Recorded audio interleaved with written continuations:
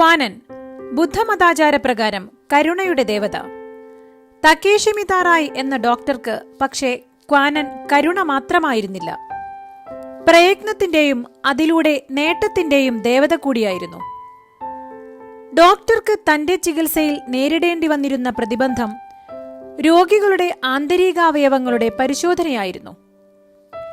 ശരീരത്തിന്റെ അകംഭാഗം കാണാൻ സാധിക്കുന്ന ഒരു സംവിധാനമുണ്ടായിരുന്നെങ്കിലെന്ന് അദ്ദേഹം പലപ്പോഴും ചിന്തിച്ചുകൊണ്ടിരുന്നു. 1933 പ്രിസിഷൻ ഒപ്റ്റിക്കൽ ഇൻസ്ട്രുമെന്റ് ലബോറട്ടറി എന്നൊരു സ്ഥാപനത്തിന് ഡോക്ടർ തുടക്കം കുറിച്ചു.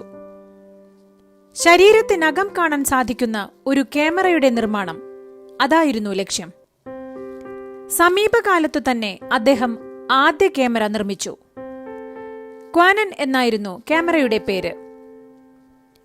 അവിടുന്നങ്ങോട്ട് ക്യാമറകളുടെ ചരിത്രത്തിലെ ഒരു നാഴികക്കല്ലായി മാറി പ്രിസിഷൻ കമ്പനി.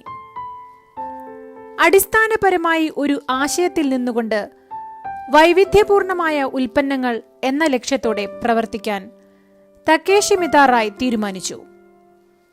ക്യാമറകളുടെ വിവിധങ്ങളായ മോഡലുകൾ, പ്രിന്റിംഗ് ഉപകരണങ്ങൾ, എക്സ്റേകൾ എന്നിങ്ങനെ എണ്ണമറ്റ ഉപകരണങ്ങളാണ് പ്രിസിഷൻ കമ്പനിയിൽ നിന്നും പുറത്തിറങ്ങിയത്. ഇതിനിടയിൽ ക്വാനൻ എന്ന ബ്രാൻഡ് നെയിം കാനൺ എന്ന് മാറി. ഇന്ന് ലോകത്തിൽ ഏറ്റവുമധികം അറിയപ്പെടുന്ന ബ്രാൻഡ് നെയിമായി കാനൺ മാറി. ആശയങ്ങളുടെ വൈവിധ്യവൽക്കരണമായിരുന്നു കാനന്റെ വിജയം. ഒരേ ആശയത്തെ തന്നെ കാലാനുസൃതമായി ആവശ്യകതകൾക്കനുസരിച്ച് രൂപപ്പെടുത്തിയെടുക്കാൻ സാധിച്ചു.